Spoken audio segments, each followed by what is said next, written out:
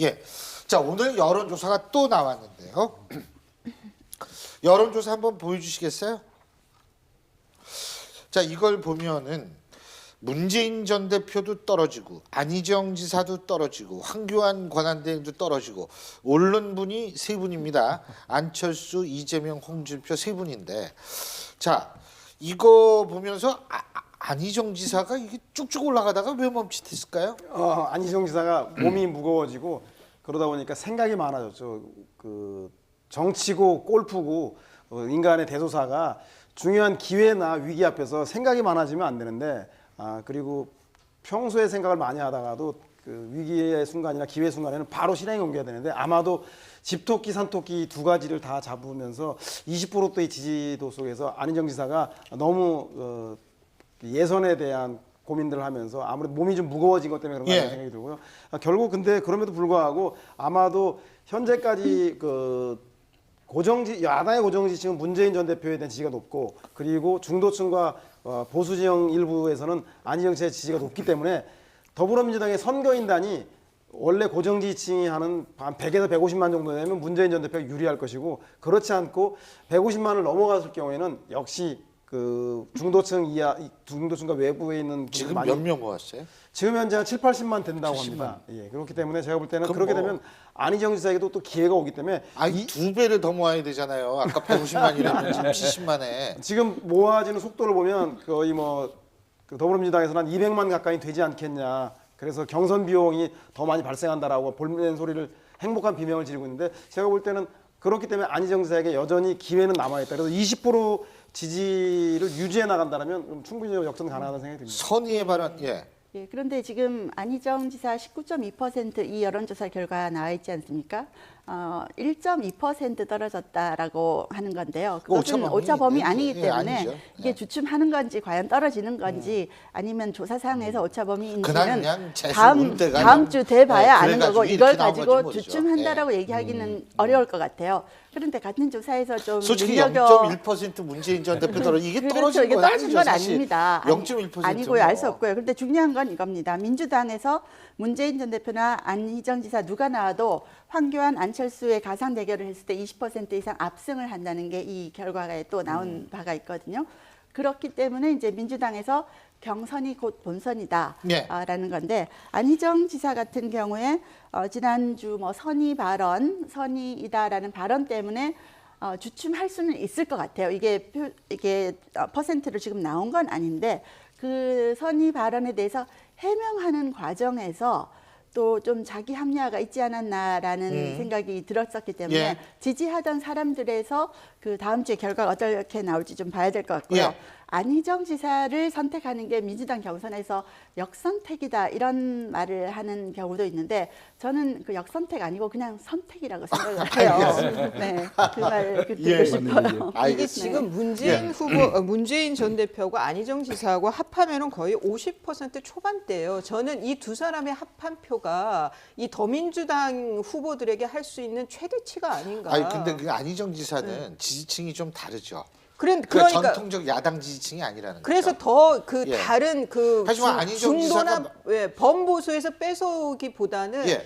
지금 더 올라간다 그러면 문재인 지지층에서 표를 가지고 오면서 20대 중후반으로 올라가야 되는데 그러기에는 선의 발언이 컸다라고 봐요. 그래서 20대 중반으로 치솟기에는 좀 한계가 있었던 거 아닌가. 아니 근데 그럼에도 불구하고 만약에 탄핵이 인용이 되었을 경우, 이제는 그 정권 교체는 기정사실화 되겠다라면 사람들 사이에서 야권 지지층 내에서 이왕이면 다홍치 마라와 논의가 생길 겁니다. 새로운 쟁점이. 그래서 정권 교체는 이미 됐다, 탄핵 인용됐기 때문에, 그러면 그 중에서도 가능성이 높은 사람, 더 인물론이 더 높은 사람을 하면 안희정 지사에 대한 선호도, 외연 확장이라던가 그리고 매력도라던가 젊음이라던가 이런 것 때문에. 근데 특히 호남에서 안희정 지사를 어떻게 선택하는가에 따라서 저는 탄핵 인용 이후에 그 야당의 대선 후보 지지도를 한 번 더 봐야지 최종적인 민심을 확인할 수 있지 않을까 생각이 듭니다. 안희정 지사가 지금 좌우에서 왼쪽 오른쪽에서 협공당하고 있는 건 맞는 것 같아요.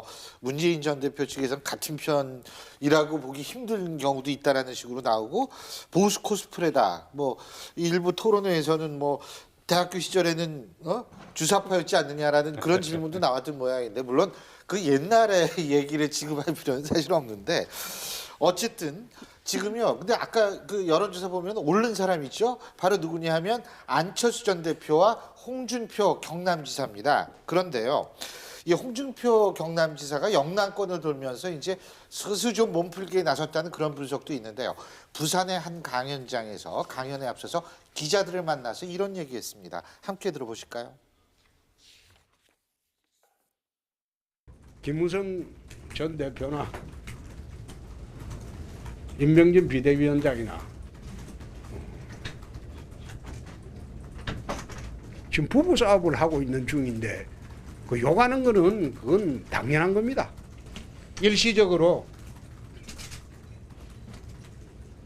부부 싸움이 있어서 별거 했을 뿐이지 이혼한 것은 아니라고. 무능한 대통령이다. 그러나 위헌이나 위법해서 탄핵을 할 만한 그런 사안은 아니다. 판사가 임기가 다 돼간다고 해서 내 있을 때 사형 선고하고 체포자마. 그게 가능한 이야기.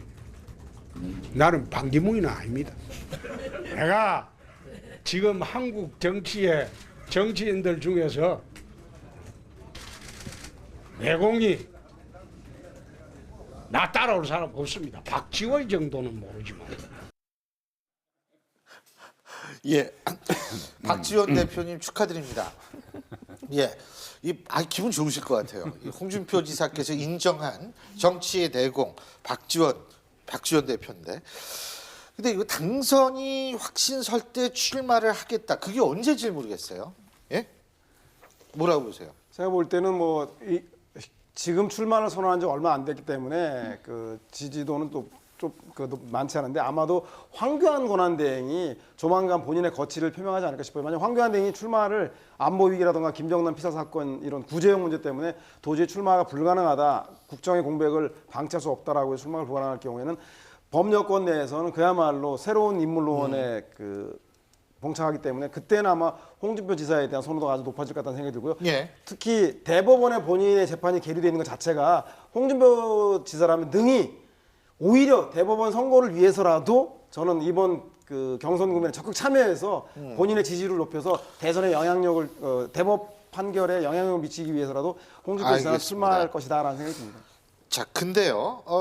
지금 대선 행보를 보이는 것 아니냐라는 또 다른 분이 계십니다. 약간 지지율은 좀 계속 떨어지고 있다라는 분석도 있지만 황교안 대통령 권한대행입니다. 화면 함께 보시죠. 앞으로 좋은 일이 있으길 바랍니다.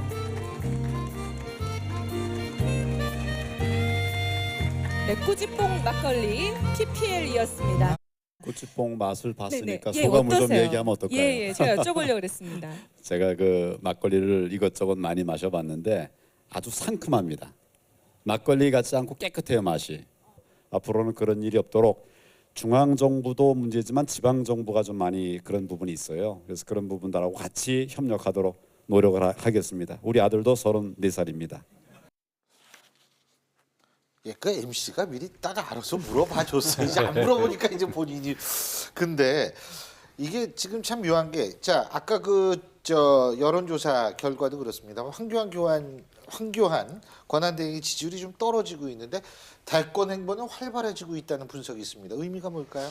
그래서 저는 이제 황교안 의원이 황교안 권한대행이 지금까지 보여줬던 거는 좀 뭐 이재정 의원, 더민주당 이재정 의원이라든가 아니면 이렇게 하여간 그 대정부 질문에서의 국회 본회의장에서 보여준 이렇게 맞서는 느낌, 그러니까 야당에 밀리지 않는 모습 그런 것이 뭐 꽤 좋아 보였고 그게 보수층에서는 어필이 됐다고 보여요. 그런데 지금 이제 그런 모습이 더 보일 건 아니고 특검 연장, 기간 연장의 그 승인을 동의를 하느냐 안 하느냐는 굉장히 큰 부담을 안게 됐는데 저는 황교안 대행이 동의를 하지 않을 걸로 보이고 그러면은 그 죄가 원죄처럼 저는 갖고 있으면 그거는 대통령 후보로 나서기가 굉장히 힘들어질 거라고 보입니다. 예. 그러면은 거기에 대한 대안으로 나올 수 있는 게 홍준표 지사다. 그래서 홍준표 지사 아까 또 영상 보니까 얼굴이 폈네요. 저는 예. 그런 그림을 그리고 있지 않을까 싶습니다. 황교안 예. 대행이 대통령 예. 선거에 나온다면 예.